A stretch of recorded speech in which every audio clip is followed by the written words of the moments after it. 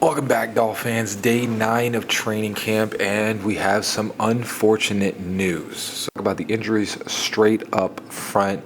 Austin Jackson, unfortunately, has a lower extremity injury. They didn't disclose what it was, but he's going to be out a couple weeks. They say he probably will be ready for week 1, but I mean, that's not good to hear from Austin Jackson. In training camp already is getting injured because he has had an injury problem. Unfortunately, D. Eskridge, I think, was carted off. And then Jalen Phillips, a lot of people, I think, maybe heard that he was injured. He just has a little bone bruise. Somebody, knocked into his leg. Thank the Lord, because I would really hate to see Jalen Phillips. I want to see Jalen Phillips with a full year. It's kind of like Tua, It's like the three players, Tua, Jalen, Austin. I just want them to have full years, because when they do, they're fine. It's just they always get injured. So we're going to get into the Palm Beach Post today, and we'll get into the highlights that they have written. I think this is by Barry Jackson or Joe Shad. Who's this written by? It is Hal Habib. Oh, I do not know that guy. So in the passing game, we'll get in there real quick. And the D. Eskridge thing is a hamstring problem. So Zach Wilson was knocked down as he released the ball, but still completed the pass. Quinn Ewers connected with Tanner Connor for huge gain. John Sanders was the closest defender. Zack Sieler had a sack on Tua Tagovailoa. Chubb rushed Tagovailoa into an incompletion. Quinn Ewers had a nice throw to Monterey Baldwin. Minkah Fitzpatrick had a QB hurry on Tagovailoa, and on the run, Tagovailoa hit Tyreek Hill. Ewers threaded a pretty pass to Baldwin. The run game, Willie Gay continues his streak of doing well. I think he will have the orange jersey next time. He stopped a run by Tyreek Hill to start 11 on 11s. Zig Beakers stopped Ollie Gordon cold on a run up the middle. Jalen Wright was stopped cold by Benito Jones. Honestly, what I'm starting to think is that this offensive line, backup-wise, is so trash that, Jalen Wright's just not going to do a whole lot. He will, when he's in the starting offensive line. But right now, him being judged by this backup offensive line is just hot garbage. He was stopped cold by Benito Jones. Then Jalen Wright broke a run down the sideline. Gordon made a nice cut outside to find plenty of running room. Alexander Madison broke away on a long run. He's having a fantastic camp. The one-on-one blocking drills, Jalen Phillips got the best of Larry Borum. Not a surprise. Twice. Larry Borum kind of sucks. Keon Smith held on Quentin Bell. James Daniels and Zack Sieler was a draw. Patrick Paul had 2 wins versus Bradley Chubb. Braden Daniels stopped Zeke Biggers, and Smith held off Mo Kamara. Paul stopped Chop Robinson, and Matt Dickerson continues to be a force. Patrick Paul continues to showcase that he is going to be in the running for maybe being our best offensive lineman. Defensively, Cornell Armstrong had a pass breakup. Willie Gay capitalized on a Zach Wilson pass, bouncing off the hands of Connor for a pick 6. Gay nearly victimized Wilson a second time for a potential pick 6. Wilson might want to stop looking Gay's way. If Gay doesn't finally get the orange jersey for the next one, yeah, I'm saying that right now, there should be an investigation. Wilson was sacked by Jordan Colbert, and Mike Hilton sacked Wilson. Devon Achane had a drop with Tua. There was a lot of flags apparently, and Jalen Phillips, I think, was the orange jersey. So all in all, the Austin Jackson thing is kind of crappy. I don't like hearing that already because he just came back from an injury. The problem with Austin Jackson, this is why I think we need to sign Isaiah Wynn. Liam Eichenberger is going to come back. He's probably got to play tackle.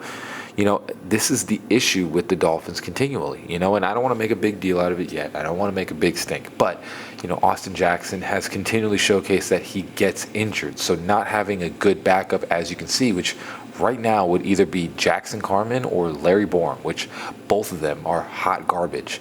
The thing is like, dude, he's already getting injured in training camp. And I'm not trying, knock on wood. Hopefully he plays the entire season. We don't have to worry about this at all. But Austin Jackson typically gets injured. He's how do you say it? He moves around a lot. So he suffers injuries sometimes. And this has kind of been a continual issue with the Dolphins. Right now it seems like the left side of the line from center to left tackle is solid. We have Patrick Paul, we have Jonah, we have Aaron Brewer.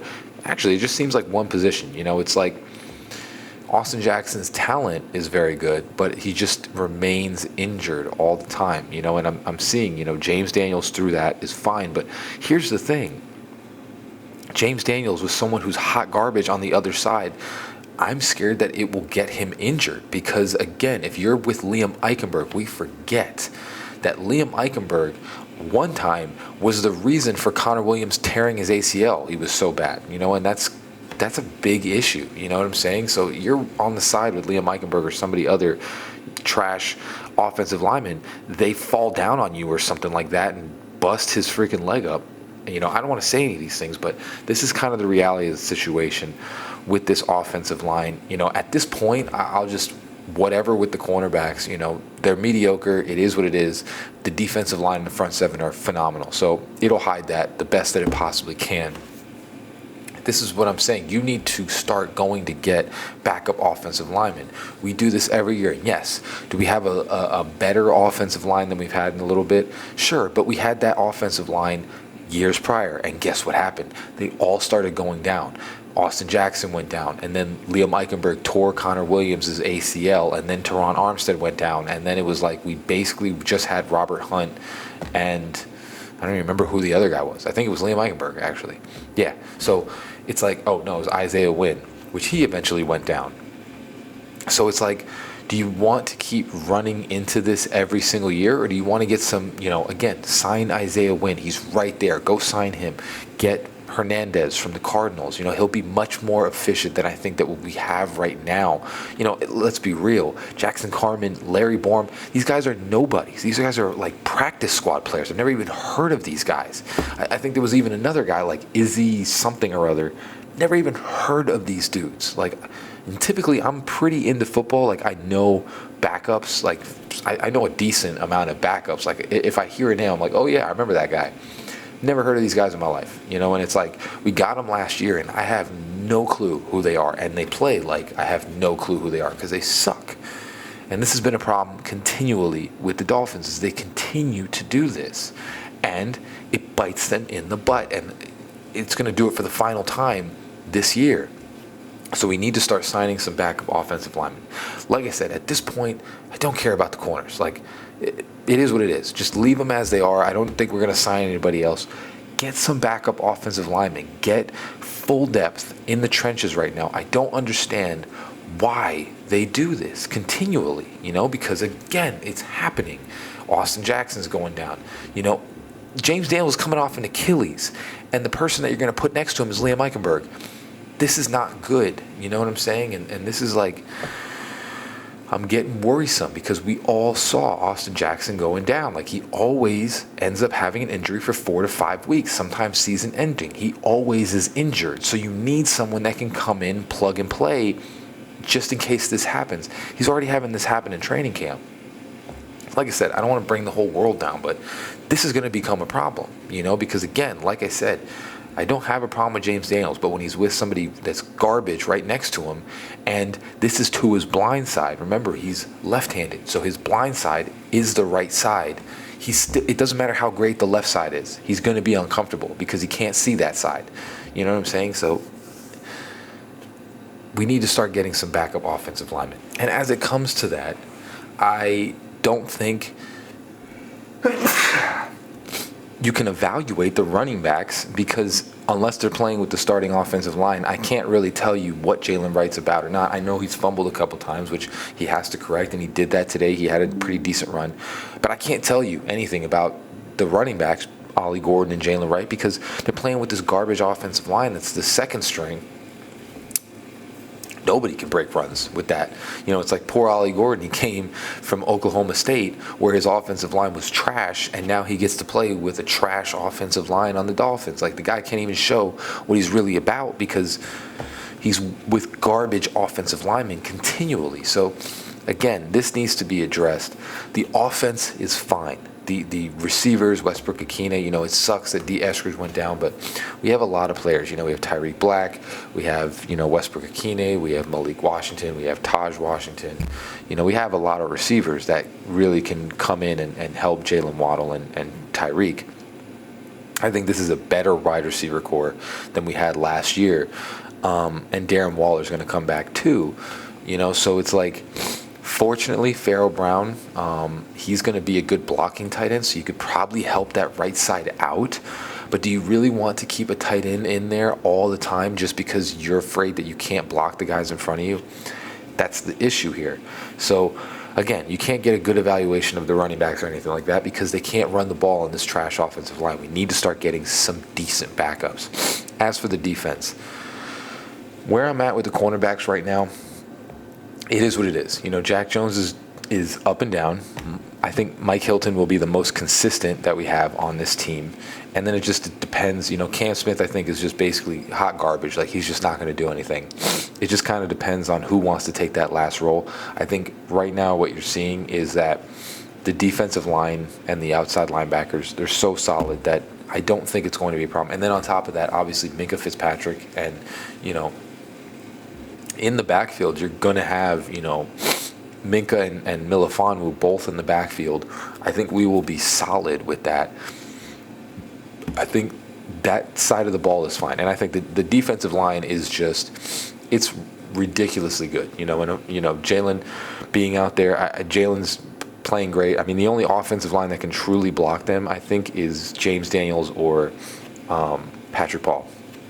I think Patrick Paul's really, I'm telling you, he's becoming like maybe our best offensive lineman. Like, he's stopping everybody. Chop, Chubb, doesn't matter who it is. We might have found, and I don't want to hype him up too much, but we might have found one of the best left tackles in the game right now. Dude's 6'7", 340 pounds, and he looks like he's stonewalling everybody in front of him. Guy looks ridiculous. We might have found a complete gem with Patrick Paul, which is phenomenal. But again, this defensive line, I think, is going to eat this season. They're playing fantastic. Matt Dickerson is, on top of Willie Gay, probably getting the orange jersey pretty soon, if not the next practice. Matt Dickerson also kind of deserves one because Matt Dickerson is playing phenomenal as well. He's constantly getting the backfield. Now, I want to preface this. Is it because he's doing great, or is it because this backup offensive line is such garbage that they can't block anybody? Because, I think everyone's getting through on these guys. But I digress. Next thing I really want to talk about is that Zach Wilson.